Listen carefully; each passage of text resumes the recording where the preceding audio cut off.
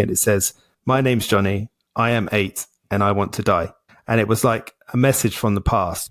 At 8 years old, Johnny wrote a note that he didn't want to be here anymore, not because of alcohol, but because of what he was living through. Years later, alcohol became the thing that helped him survive, until it became the thing that almost took everything. This episode is about why we drink and what it actually takes to stop. And this is Johnny's story on the Sober Motivation Podcast. Welcome back to another episode of the Sober Motivation Podcast. Today we've got Johnny with us. Johnny, how are you? I'm real good, thank you. How are you? I'm well, man. Thank you for jumping on here, being willing to share your story. So let's get started. What was it like for you growing up, Johnny? What a question. Not great, if I'm honest. And it took me many, many years to realize that. But unfortunately, I was a witness to domestic violence, and I was a victim or survivor, as I like to say, of physical abuse and torture as a child. And I grew up in the 80s. I was born in 1980. And at school was tough. I didn't realize it till I was 30 years old, but I'm dyslexic. But at school, I just thought I was stupid. And the teachers did nothing to change that. As a matter of fact, they may have even encouraged that view, that I was stupid. We didn't have any money. I come from a very poor family. And let's just say I was malnutritioned and I wasn't going to get picked for sports. So at school, I was skinny, weak, stupid as it felt at the time. So that was my school experience. And then out in the big wide world, I'm mixed race. My dad's African, my mum's white British. And around that time, there wasn't a lot of acceptance of that. People might say that's still the same way. I think it's better than it was.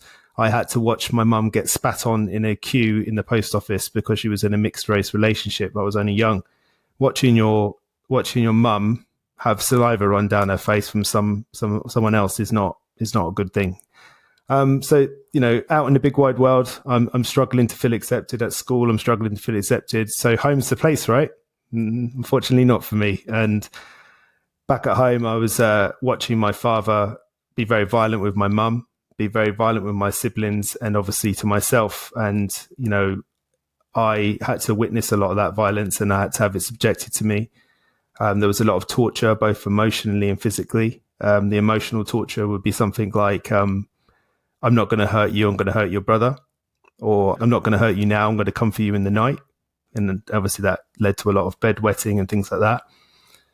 And then the physical stuff was, how far do you want me to go with it? It was pretty bad. He held my head underwater quite a lot.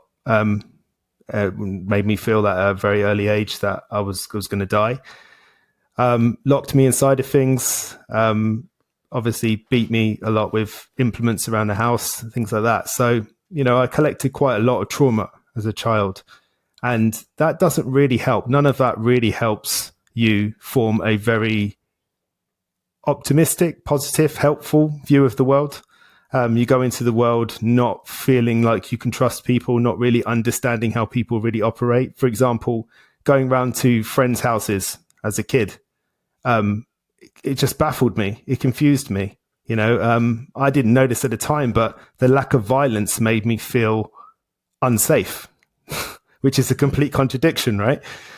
So I was witnessing all these different things, and lo and behold, you get into your teenage years and you start meeting people, you start meeting girls, whatever.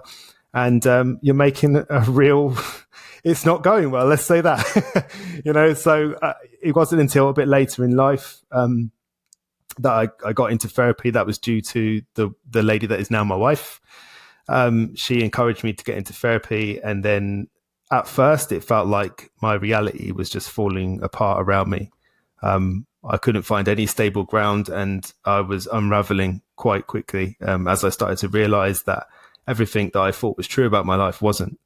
And it was no surprise that alcohol was what I used as a way to outsource that emotional regulation, as a way to cope, and a lot of people don't like me saying it, but alcohol does that. It works. Is it the best option? Absolutely not. I'm happily sober now, and I would like to think I'd never go back to it, but you never know, do you? You never know what's around the corner. You have to be realistic. Yeah. But alcohol helped me survive. It helped me keep going. And I moved out when I was 17 years old, 16, 17 years old. I can never remember which it is.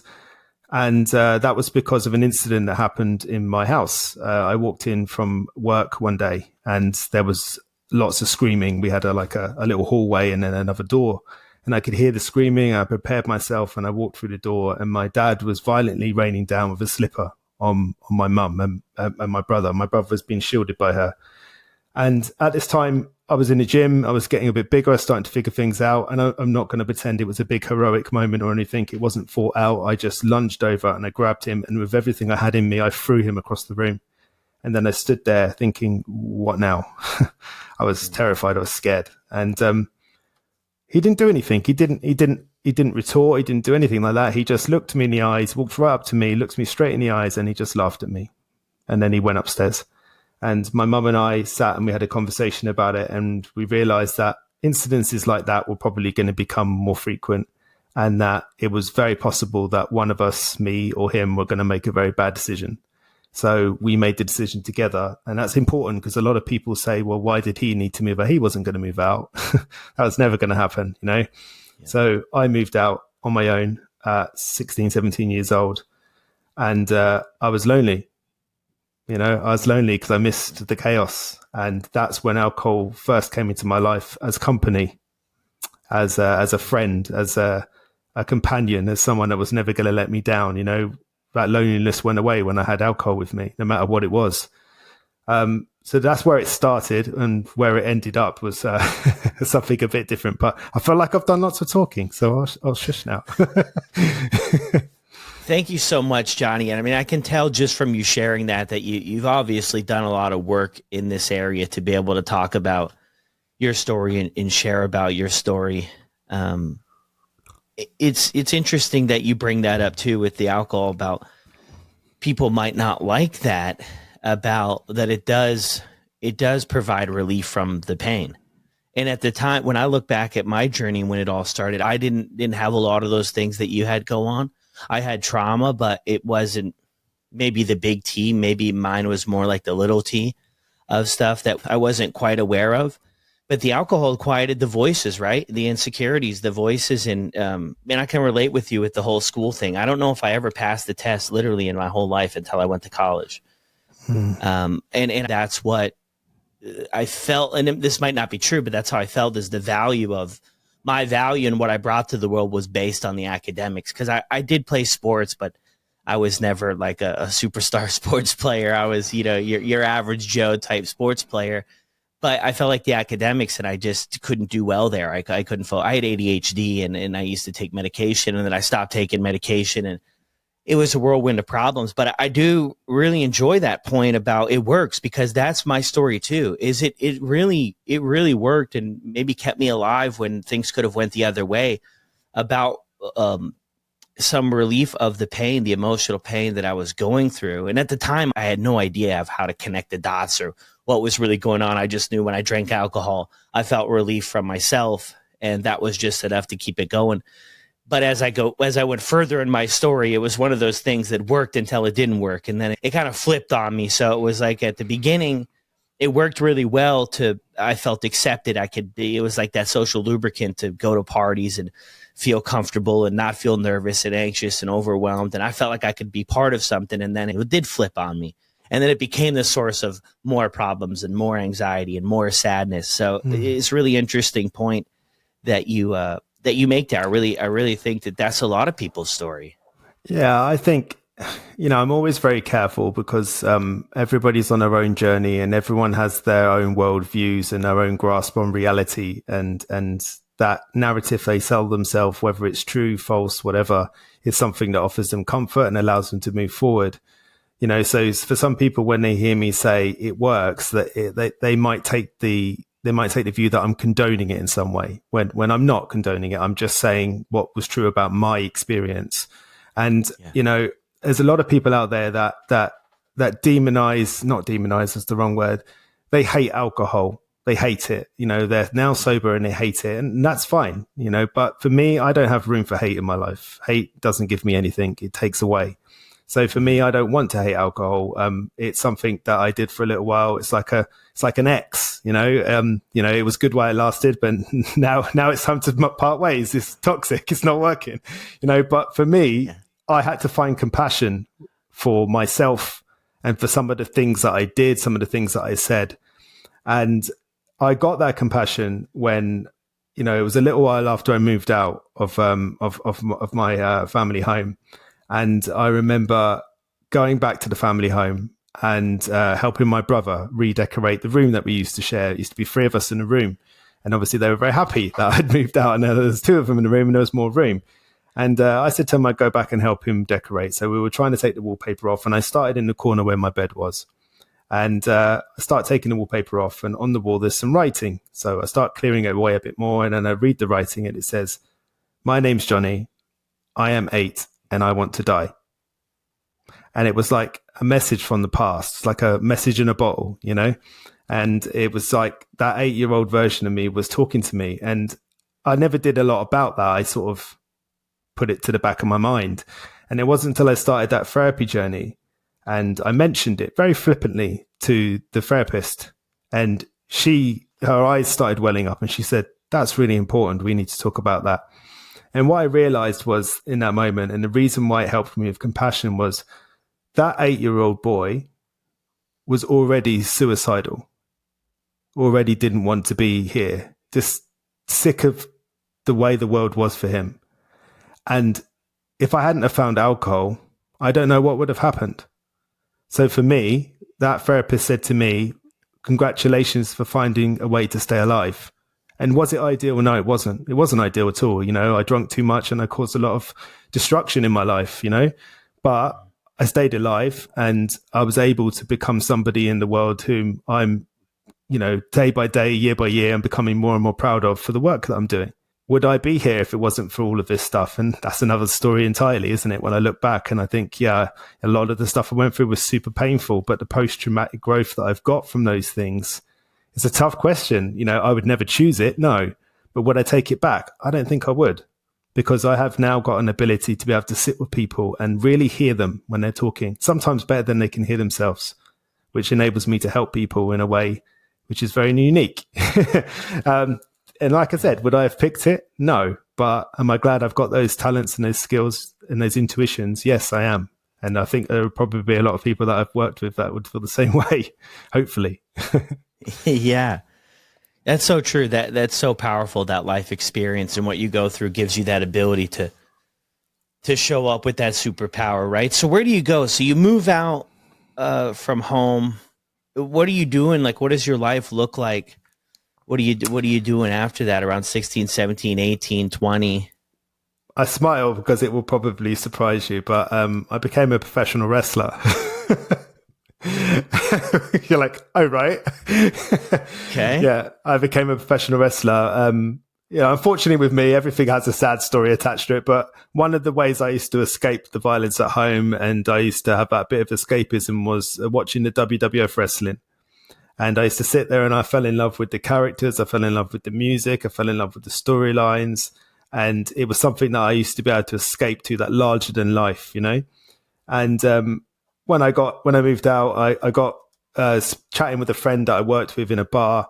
And he said he wanted to go to this wrestling club. And I was like, interested. Now, bearing in mind, I'd always been quite small. I was 9.5 stone at the time where I started wrestling.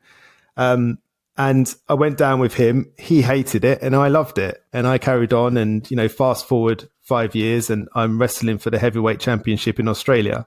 I absolutely loved it. I put weight on, I trained hard. It gave me a focus. And for many years, that was what I focused on. And actually it was helpful, because it kept me out of the pubs. I didn't go out drinking all the time because I was training and I had something to focus on. And then I got injured. And, I ended up wrestling a wrestler that's now Finn Balor in the WWE. I don't know if you watch that at all, but he and I were wrestling in Ireland and he kicked me in the stomach. And, I didn't feel anything of it. And then a couple of days later, I had a ruptured appendix. And that was there was other problems associated to that. And it meant I was out for a little while. And in that time, I met the woman that is now my wife. And for a very long time, I told myself that I was injured and it was a career-ending injury and that I couldn't go back to wrestling. But I've come to confess to myself that that wasn't true. I fell in love and I didn't want to go back to wrestling. Did I want to go training for 6 hours and travel all the time and do all that? Or did I want to go for a roast dinner on a Sunday and a glass of wine with my girlfriend at the time? I wanted to do the other. So I let that fall away. And then, our love blossomed. And over time, I asked her to marry me. She said yes, thankfully. And then our life together started. And a little while after that, we were living in London. We got sick of the rat race and we decided to move to Cornwall. We went there to start a family, but we didn't. We may have started a bit soon because within 6 months she was pregnant. So maybe we should have got a better Sky package, a TV package or something. I don't know, but we didn't, and she fell pregnant. And that's when things sort of took a bit more of a sinister turn with the alcohol. Up until then, it could be argued that I had learned to use it recreationally. I think probably everybody drinks a bit too much, and I think that when we're all together, we all make each other feel good about that, and we all make excuses for each other. But what they didn't realize is that when they all went home and then went to bed, I went home and I opened wine, or I drank whiskey, or I had beers, and that was the difference. And I kept it. A lot of people were so surprised when they found out I had challenges around alcohol. And they said, well, I don't think I've ever seen you really drunk. And it was like, well, it wasn't really about that for me. It was about going home, sitting on my own till 3, 4 in the morning, however long I could stay awake, and just keep drinking, because I'm always wrestling in my life because of the trauma that I've experienced. It's often not the good things that used to cause me problems. It was often, not the bad things that used to cause me problems. It was often the good things. When something good happened to me, I didn't know how to rationalize that with myself. I struggled. So alcohol was a good leveler for me because when I drank, I just didn't care. And that was that. I was okay. I was good to carry on. So it wasn't until we had our first child when things really went a bit wrong for me. We'd obviously gone through the pregnancy together and stuff. Obviously, she did all the work. I was just there. If she listens, I don't want to take any credit because I'll get in trouble. but she went into labour, and I watched both my sons be born. It was one of the most incredible things I've ever had to witness. It was just it was such an incredible thing. I was overwhelmingly proud. And when my son came out, I had all the feelings that a father, that a parent should have. I was holding my son for the first time. I cut the umbilical cord, and I was feeling hugely emotional. And I was making all these promises to myself. This is my son. I'm going to do things right. I'm going to do this. I'm going to do that. But then I also got hit with this competing feeling, and it was I'd never been a dad before. I never ever had that perspective. And all of a sudden, these floodgates opened, and this perspective of being a father came in. It was like I'd always looked at it as like, why did my dad do these things to me? Why did he do it? Why? Was it my fault? Did I do something wrong? Where? All these different things that come up. But actually, then the sort of narrative flipped, and it became, how could you do this? Because I was feeling this love, right? And I was feeling this overwhelming protectiveness for this little being in my hand. That was my son. That was our son. And I was thinking, how could you ever hurt? And all I can say was like a psychological shutdown. It's like a malfunction. And I wasn't coping very well at all. And alcohol helped with that. Again, back to my old friend. Every time things get really unmanageable, alcohol was there.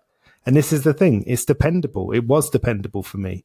I could go down the shop and I could buy the alcohol and I knew it would work every time, And that's why I didn't want to hate it, because I have to, in some way, as unpopular as it might sound, in some way, I have to find gratitude for that.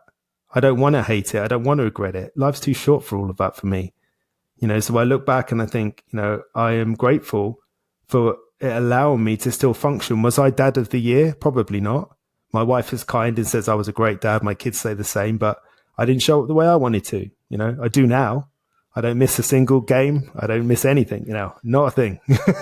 If you want to speak to me on the podcast and it's my son's rugby game, the answer is no. So that's the way it is, and that runs through me. That's always been me, but I just never allowed myself to be that person. So kids and becoming a father changed that perspective, and it caused me a lot of problems. Yeah. Thank you for sharing all that. You mentioned you had two sons. Are they twins? No, not at the same time. Okay. No. They're only a couple of years apart. But yeah, we had another son after that as well. Okay, yeah, that's incredible. I mean, it's so beautiful. I'm with you on that too. I have 3 kids, and it's magical, man. And you mentioned too there, everything kind of ends, or a lot of the stories are a sadness at the end. I mean, you walked away from the wrestling, but you found this other incredible journey with your wife to go on. So that's kind of a silver lining, maybe in a sense. It's interesting too, because I feel that you're hinting at a few things here, which is a really interesting thing for me about not necessarily wanting to go back and change things. There was tons of trauma and a lot of stuff that happened in your life. But the way I look at it too in my own life is there was a lot of stuff too, and I took a lot of wrong turns and made a lot of choices that people would probably say those weren't the best. And I would even say they weren't the best choices. But the way I look at it is if we're happy and content and making progress with where we're at, one change, one different choice, for me, maybe I don't end up here. And it's not like if I had a chance to go back and change everything, I'm not sold on the fact that I wouldn't maybe want some things to go a little bit differently for the main reason of how it impacted other people. That was sort of one of the harder things, is sort of the fallout of struggling with addiction for me personally. Was it had a big impact on, people who loved me, but I think we've come a long way from then. But it's that interesting thing to where grateful to have gone through that struggle to come out the other side. And like you shared in your story, being available to help other people and through your experiences, it built up that resiliency in you to be able to show up so incredibly for people. And I think I can relate, on that in a little bit. And it scares me if one little thing changes. I mean, life's a game of inches, right? And one little thing changes and you might not end up where we ended up. And even on this podcasting journey and everything that I've been doing for the past 6 years, I mean, there was a lot of times when I look back, there were Ys in the road and I was so close to going a different way. And I have no idea how that other way would have turned out, but I know if I would have went that other way, I wouldn't be where I am today. So it's like, it's a strange thing to be grateful, right? Somebody from the outside of a whole addiction thing would say, Brad, that sounds a little bit wild. Look at what all you've been through, but it's that gratitude. And then being a sober father. And I don't know if there's anything more rewarding than that for me personally, to be able to show up and be an example and be present, for that. It's incredible, but that just I just went on a big tangent there, but it just kind of made me think about that it is, and you hear a lot of people kind of talk about that, grateful, to have struggled in one way or another, so it's kind of, I don't know. I embrace it in a sense. Yeah. And that gratitude is a difficult word. It's a difficult word because it comes at people sometimes, then they don't want to hear it. They don't want to hear that word, to be grateful. And maybe it's timing. I don't know. But, through my journey of helping people, I've found gratitude for, like, check this out, for example. I've been sober since 2020, right? And you could say, well, Johnny, you've been sober for 3 years. But actually, I've been on a sobriety journey for 5 years. Because there were 2 years before that where I was flirting with Sober October and Dry January, and I was making promises to myself and not keeping them.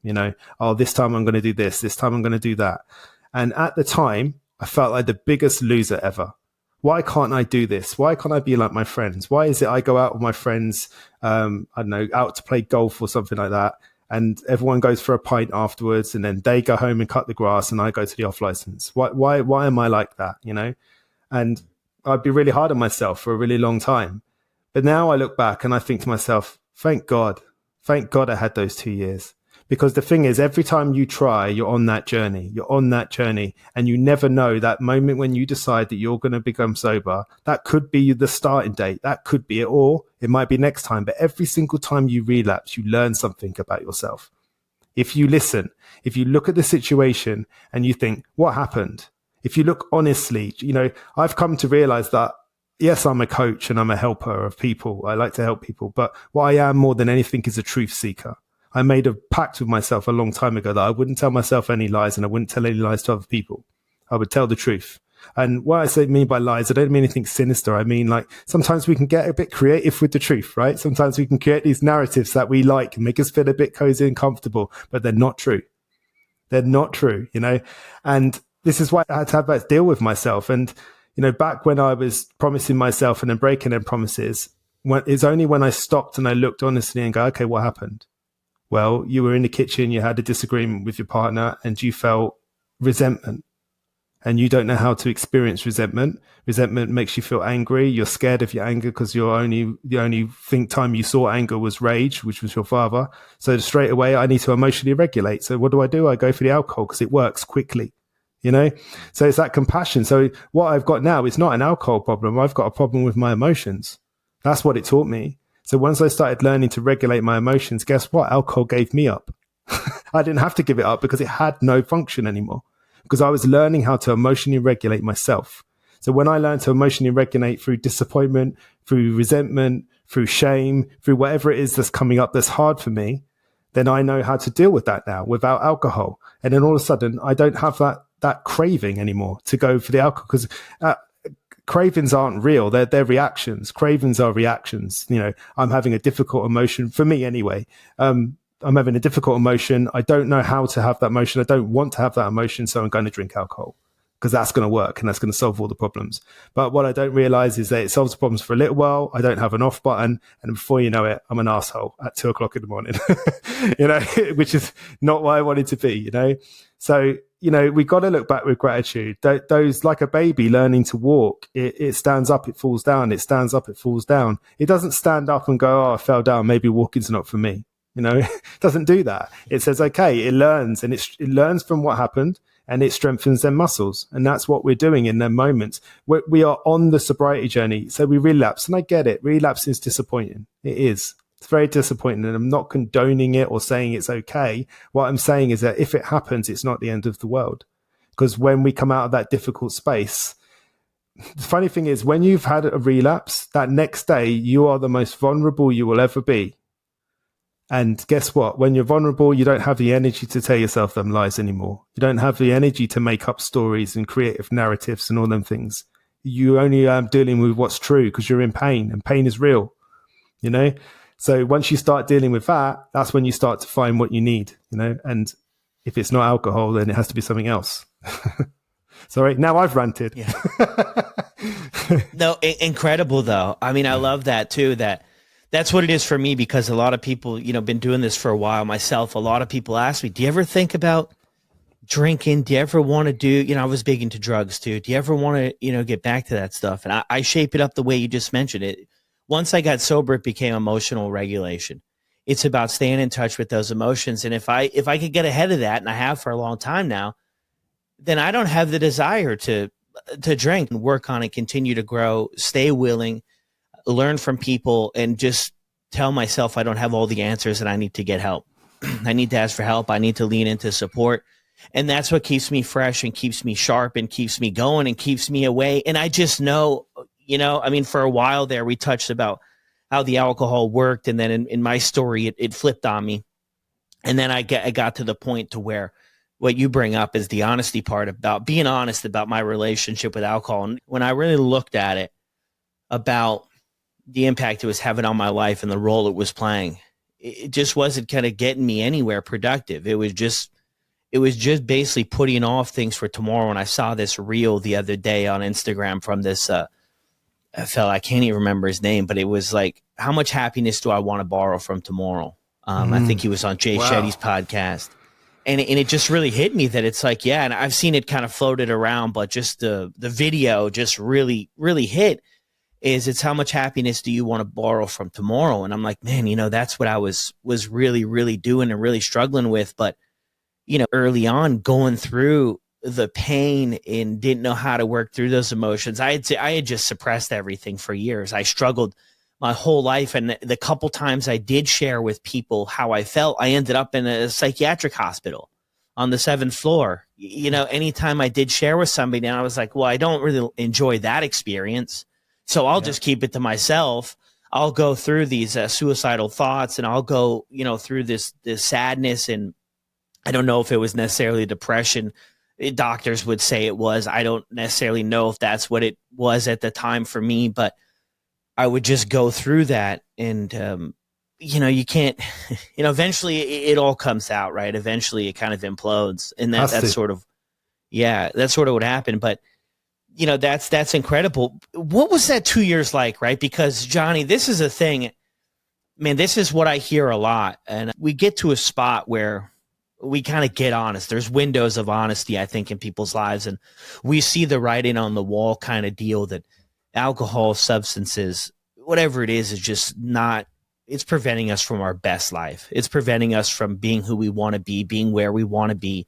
We realize that. And then we kind of enter in this like maybe curious stage, sober curious, or we try, like you mentioned, to moderate. Maybe we don't even maybe know, but we're trying to moderate, right? After this time, this certain money, hang out with these people, change the girlfriend, change the job. It's kind of everything else. What was that like for you in those 2 years as you go through that process?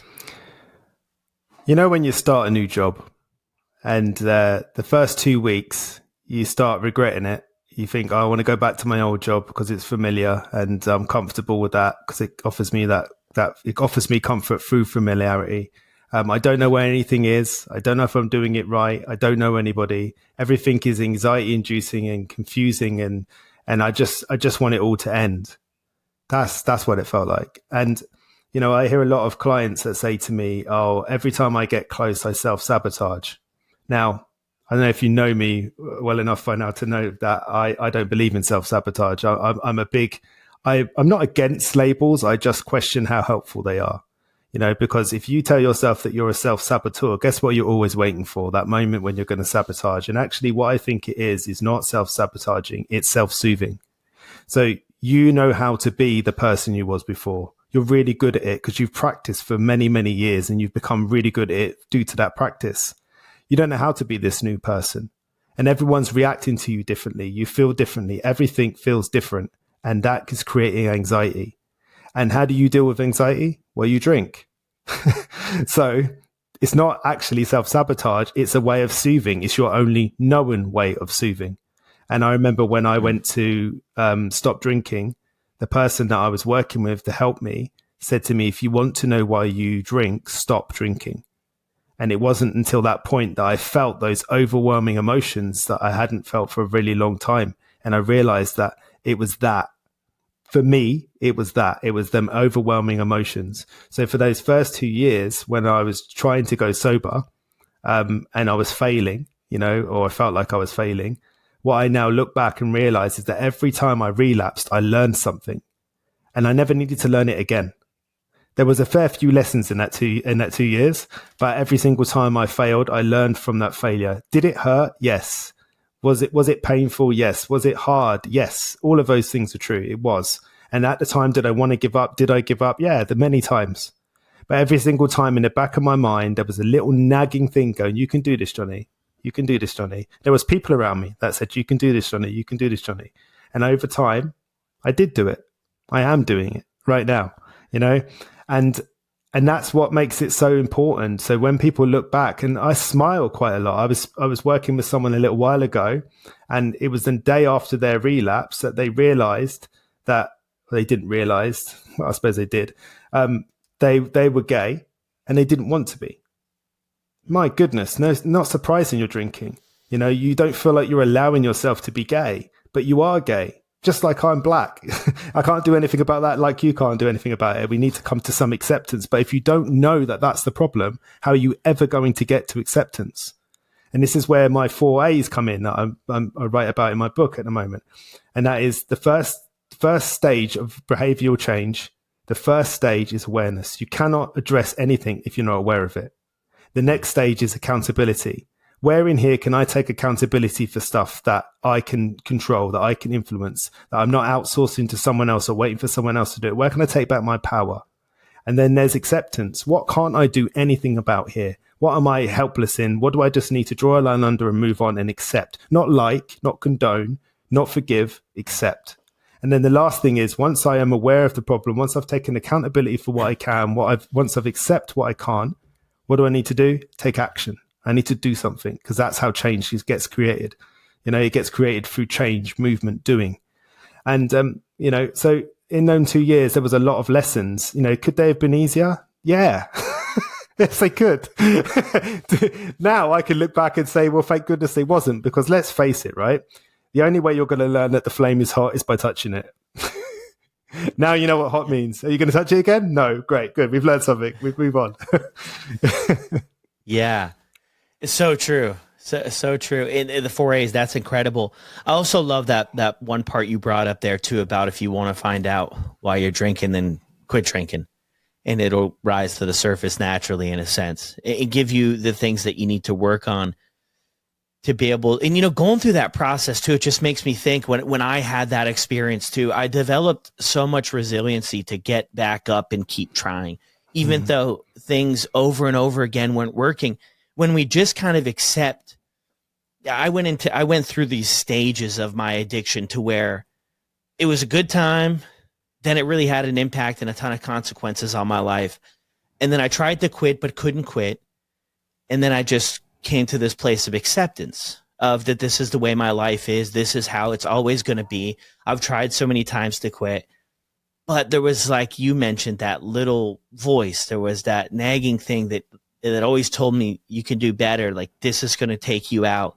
You have people who love you. I had those little things that would kind of come in and out, and then they got louder, and I started to pay more attention and was able to, at some point, just take a leap of faith in some way, shape, or form that, let me give this a shot. Let me give this all I got, because I can always, this is what I used to tell myself in the beginning, I can always go back to the way I was living. They were always going to be selling alcohol. They were always going to be selling other drugs.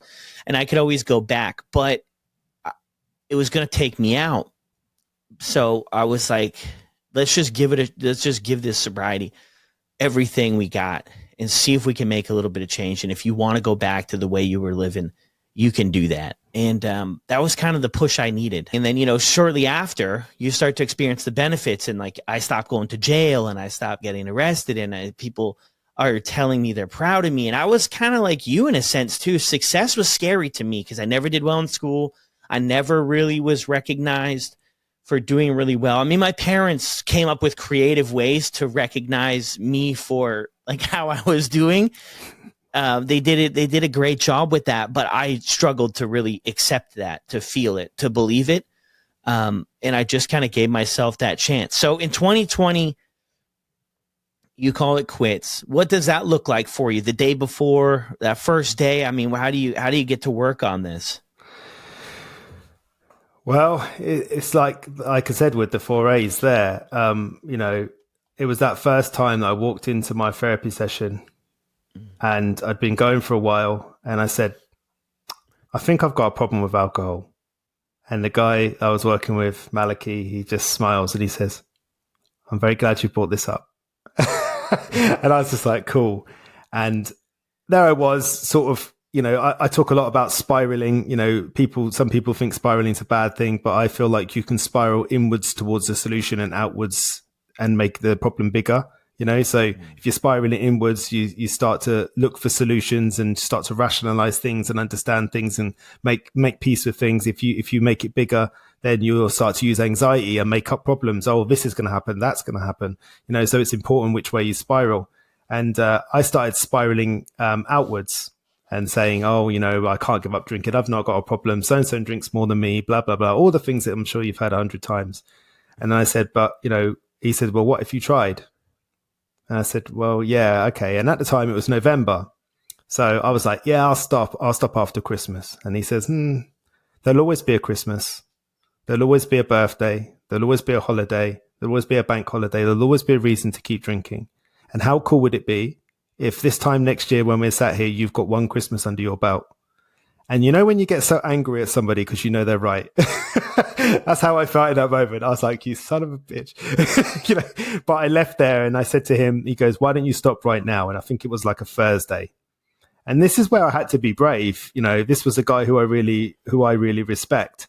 So I was going to kind of go against his advice. He sort of put the idea out there that I should stop then and there. And I decided that I needed to say goodbye, that I needed to have that last hurrah, right? So I planned what I was going to do for that weekend, and it was like a planned breakup. And I told my wife how important it was to me, and we sat and we planned it, and there was a nice bottle of red wine, and we decanted it, and we used the special glasses and all that sort of stuff. And I really milked it. I was drinking on that Thursday night, then I was drinking on that Friday night, then I was drinking on that Saturday night, and then I knew that the Saturday night was the last night. And my wife, she said to me, I'm going to go to bed now, and I'm going to leave you on your own. And she treated it a lot like it was a breakup. And she knew that I needed some time alone with alcohol to say goodbye properly. And when she went to bed, I'd finished the wine, and there was some whiskey in the kitchen, and there was some Coke. And I knew that once that whiskey had got to the end, that was it. I was never going to drink again. And something about that moment felt really real. Like it was like I meant it this time. I'd never felt quite that way before. And I went in and it took me by surprise. I was watching my favorite show and I walked in the kitchen to top up the whiskey, and it was the last bit. And I walked in the living room with the whiskey in my hand, and I put it on the table, and I just cried. I just cried. I couldn't stop crying. And I think it's because I knew that it was over, that I was never going to drink alcohol again. And it was extremely emotional and painful for me. And I milked the whiskey, I drank it really slowly. And then I decided to go to bed. And then the next day, I just had this grief, this loss. People think grieving is about people passing away, but it's loss in your life, something that means something to you, that's been there for you. If I could create a highlight reel in my head of all the times that alcohol had helped me and all them different things, or felt like a solution, but it wasn't. It wasn't. I'd almost outgrown it, if that makes sense, So now I just had to get through that very difficult early stages of wanting to drink, and missing it and realizing that alcohol is everywhere. I remember going to the supermarket like a week afterwards, and I was in the car park and I grabbed a trolley, and on the trolley was a Heineken advert. On the trolley, I hadn't even got in the supermarket yet. When I walked through the door, there were stacks of beer, and I was like, wow, we don't stand a chance. But then obviously 3 years later, here I am, sober and happy. And this is the bit that we can't often get through to people, is that when they come to us in them early stages of sobriety, you look at them and you say, it will be okay. It doesn't feel like it now. I know how bad it feels right now. I know how much what's going on in your head, the turmoil, all of it. I understand. I totally understand, but it will be okay. And what you have to do right now is build that emotional resilience, build that emotional regulation, focus on that, which means sitting in hard moments. Sometimes the hardest thing to do is nothing. Sometimes you want to do something. I'm in this painful spot. I'm in this emotional spot. I want to reach for the alcohol, the drugs, the sex, the gambling, whatever it is, but I'm not going to. And that just feels like an eternity, but it becomes easier and easier. And then one day you realize, I haven't thought about alcohol today. Or I haven't thought about alcohol. I mean, I didn't drink in a week. I binge drunk at the weekends. But the problem is that I thought about alcohol all of the time. Once I got to Monday and my hangover was starting to dissipate, I was already thinking about, maybe we should go out for dinner on Wednesday so I can drink. Maybe we should go to that thing on Friday so I can drink, and everything led there, and that had gone away. All of those habits and practices and things that I used to do, they had no place in my life anymore. And that's where the loss is, isn't it? You don't feel like yourself anymore. It's terrifying, so it's much easier just to go back to drinking because everyone else is comfortable with that too, but that's not the person I want to be. It's one of the things I spot in you. I have an inclination that you were probably scared of your greatness. Now you probably go, greatness, Johnny. No, because every person that listened, a million downloads, that's a million times that people have listened and got help from you from your podcast. There's somebody sat there now that you'll never meet, probably, who has got the most amount of help from listening to your podcast. And that is greatness. That is greatness. And it doesn't surprise me that you drunk for a little while because it was in you and you were scared of it. Like you said, you'd never known how to be great. You know, that's terrifying. All of a sudden it feels like a huge responsibility, but now you're sober and you haven't got that constant nagging voice in your head. Guess what? You've got more space for it. You know, so I think there's probably something there with that. But anyway, what am I talking about? I'm not diagnosing you. Send me the invoice, Johnny. Send me the invoice. It's interesting you bring that up because that is, and I think for a lot of us we have something within, right? And if we just keep that stuff down and we don't move in that direction of what we're good at or what we're great at or a passion in life, then we'll get lost with what we're not happy with. I read this quote recently and I'm not going to hit it exactly on, but it's about a lot of us aim too low and we hit the target. And we don't aim high, you know, and then we just settle there. And I think that's what I personally struggled with. I mean, just to keep it short, is that I just settled with where things were. I got into that acceptance place about this is my life. I live on my brother's floor in his apartment and I go from job to job and I just try to do the best I can. And if I can get together $15 or $20 every day to get a box of beer or in other stuff, you know, like I'm doing all right. And then just drowned out the pain and the desire to be better. But that's ultimately what weighed on me, is that I knew, like, I had this area of my life that I could bring out sometimes and really had this ability to connect with people. And through the struggles that I had, I could hold that space for people where other people get really uncomfortable and they just want to talk and, you know, to get out of it. And I was able to just sit there and listen to people. And even when I got into working in the space of helping people 13 years ago, I was able to really do that and let people talk and let people share and really them share what was really going on, you know, beyond just the surface stuff. Yeah. And it was helpful. But yeah, I mean, I think that was a big part of it, is like, you know, you have this, maybe something that you can harness. At the time, I had no idea, you know, what that was, but you could feel it, right? Yes. Yeah, I could feel it, that there was something there. To keep going. You know, I love that. And it's beautiful in your story too, hearing about, you know, the ups and downs, but keep going, you know, because that I haven't met a person yet, I don't think, that just decided one day out of the blue that they've got, you know, this relationship with alcohol they're not happy with, or a problem with drinking. And then they just all of a sudden, you know, switch it. A lot of people share about like a 2-year period or a 3-year period before where they're kind of chipping away at the block. And I think that is something that if people are out there struggling, that you kind of have to understand. And I love all of the insights, because that's reality, right? Sometimes it works, sometimes it doesn't. And we have to learn from both. Incredible stuff, Chuck. Incredible stuff, man. Thank you so much for joining in. 49 minutes. Wow. Time flies. Is there anything, Johnny, you'd like to leave us with before we sign off? Tell us about your work, where we can find you, all that cool stuff. I'll share a story and then I'll tell you where you can find me if you want to. But when I was 17, I had about 4 jobs. My wife argues with me and says, I don't think it was that many, but I think it was.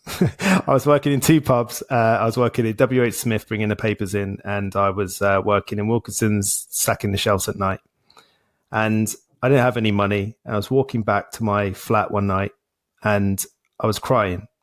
And I wasn't suicidal, but I was having this want to give up type of feeling because life felt really hard. I was 17. I had 4 jobs and no money, and didn't have any gas to put on the gas meter at the time. I had to take a card into the post office, get gas money put on it, and then take it home, put the card in the machine, and I'd have gas for cooking and heating.